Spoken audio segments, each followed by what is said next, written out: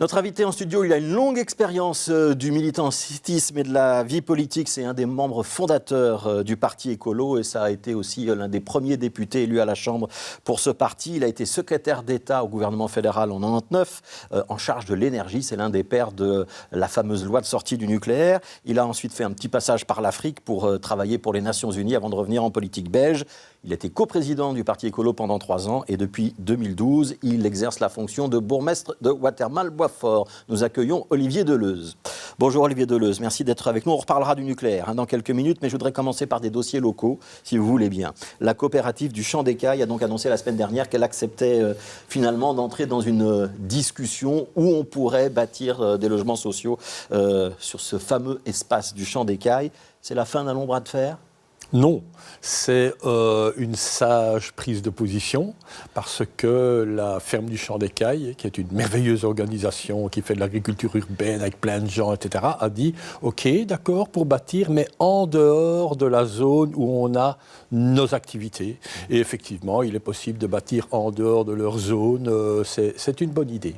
Mais donc vous dites c'est pas la fin du bras de fer ou ça veut dire qu'on va encore discuter, qu'il y a encore des conditions pour que les esprits s'apaisent définitivement ? Ben alors on est en négociation pour qu'effectivement les constructions soient, comme disent les personnes de la ferme du Champ d'Écaille, en dehors de la zone où ils travaillent. Et ça vous semble possible dans ce qui a été soumis comme plan par le logis Floréal, la société de logements sociaux qui envisageait de bâtir ? Il y a les deux points de vue qui peuvent s'accorder ou pas ? J'espère.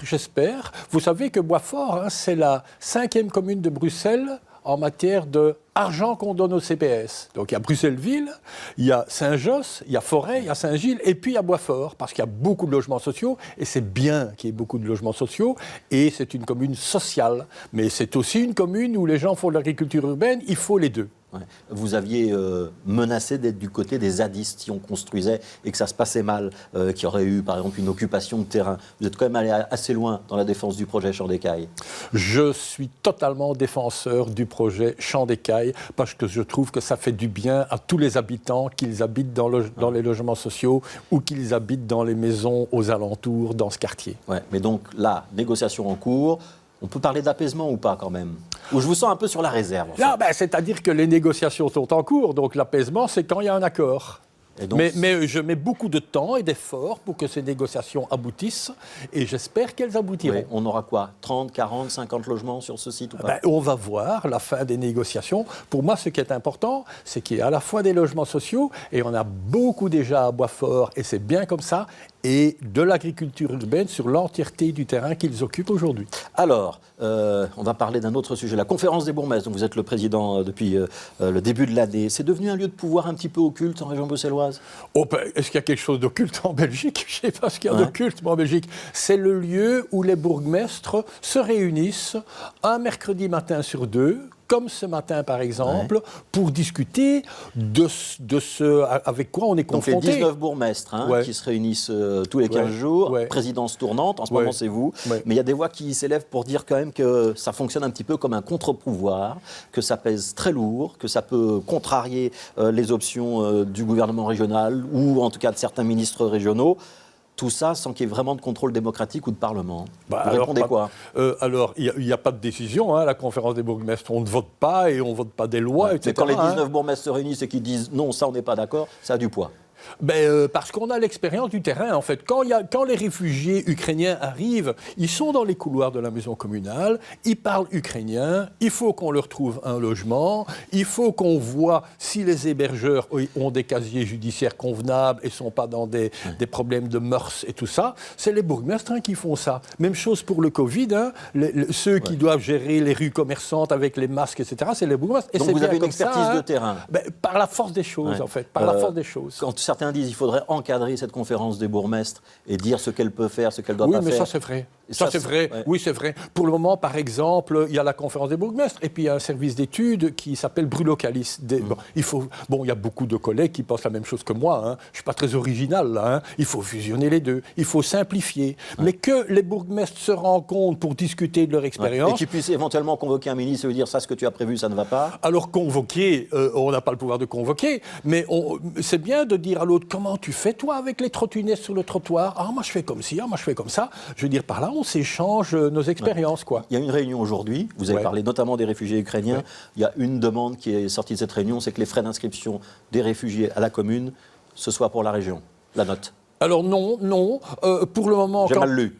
Vous avez mal lu. Donc, mais ça ne fait rien. Quand un réfugié arrive, ukrainien, il reçoit un revenu d'intégration payé à 135%. Ce qui est bien, c'est le CPS avec une dotation du fédéral. Ouais. Voilà, c'est une décision de Mme Allieu du gouvernement fédéral, enfin du gouvernement fédéral, quoi. Et alors, ce matin, on a dit, l'argent que reçoit le réfugié pour ses besoins, ces gens n'ont pas un sou, eh bien, il va, entre autres, une petite partie, servir à tous les frais que les communes ont pour l'accueil, en fait. Voilà, et donc il faut prendre ce genre de choses en considération. Oui. Alors, je voudrais qu'on parle quand même d'autres dossiers qui ne sont pas purement locaux, mais la prolongation du nucléaire, donc accord la semaine dernière au niveau de la majorité fédérale. C'est un échec pour les écolos ou pour le père de la loi de sortie du nucléaire que vous êtes? Je ne suis pas fétichiste.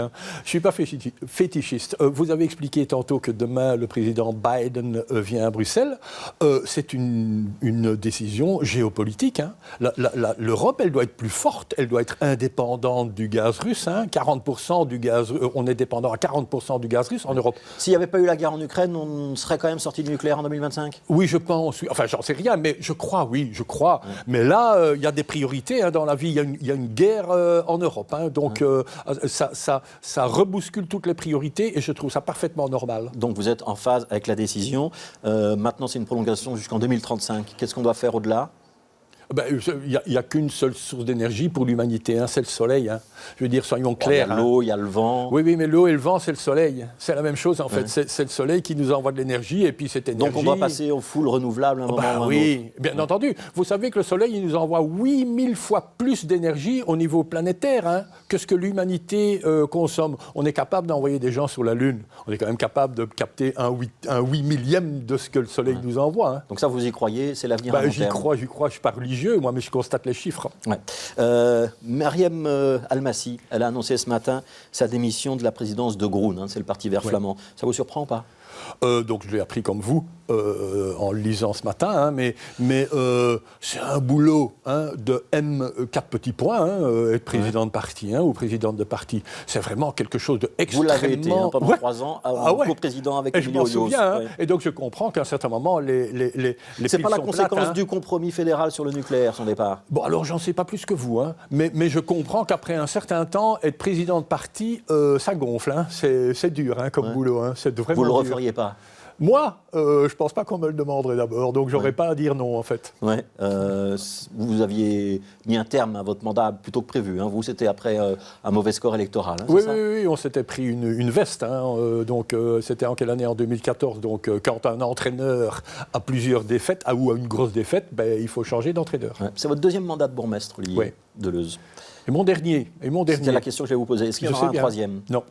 Sûr, catégorique. Écoutez, enregistrez et vous me remontrerez les images. Et donc ça veut dire qu'en 2024, vous quittez la politique? Oui, la politique, c'est pas ma vie. C'est mon travail, ça fait partie de ma vie. Mais voilà, j'ai pas toujours fait ça. Merci, Olivier Deleuze. Merci d'avoir été notre invité.